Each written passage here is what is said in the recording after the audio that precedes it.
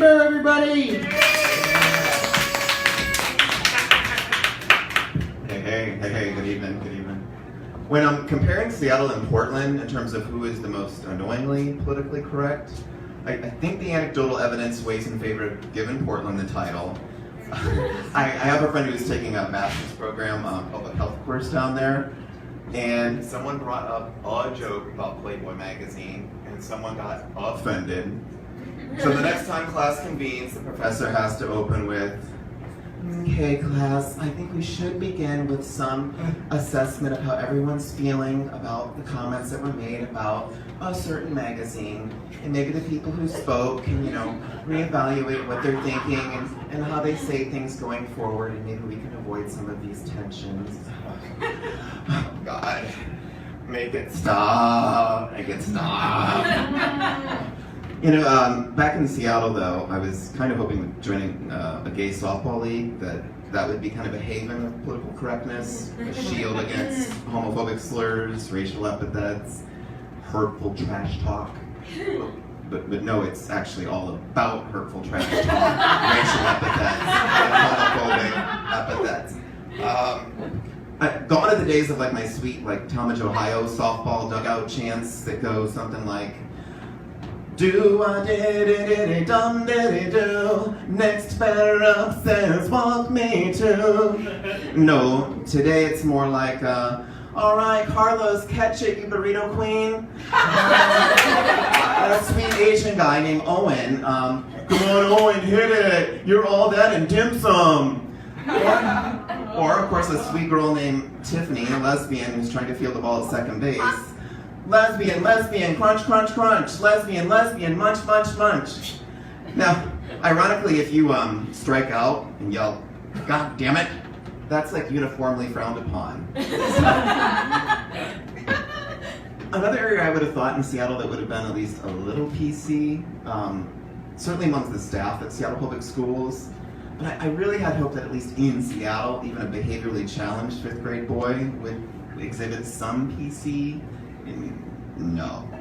And so when I try to tell people how off the chain in 2015 a behaviorally challenged 5th grade boy can be, I get a response of "Oh yeah, man, I get it. Kids these days, nothing surprises me, nothing. I get it."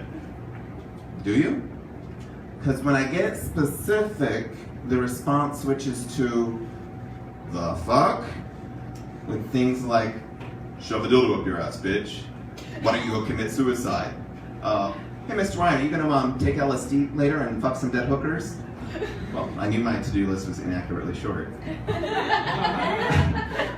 So I want to reenact the scene, though, because we have to respond very sweetly with, "Go poke yourself." "No, thank you." "Go poke yourself." "No, thank you." That's all we can say.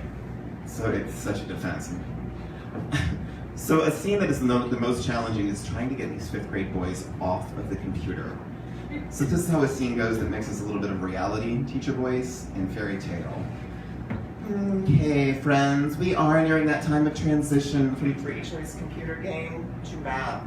As we know, there is a 1-minute countdown. If you do not log off in that time, the computer does automatically power off. You lose your place in the game. We don't want that to happen any more than you do. Now, granted, some of you surely are on wildly inappropriate games such as Drunken Wrestlers, Mutilate the Doll 3, How to Fuck a Penguin. Now, I know how dismayed I'd be if I lost my place in the adult version of Drunken Wrestlers. Granted, it's more of an in-the-flesh game. So kids, you really have only a few seconds to power off. Because if the computer does power off and you choose to physically attack me, like so many of you have nicely done before, some men a lot bigger and scarier than me are going to appear in here. They're called Latino gang members. I know a good many of them because I do a lot of favors for them.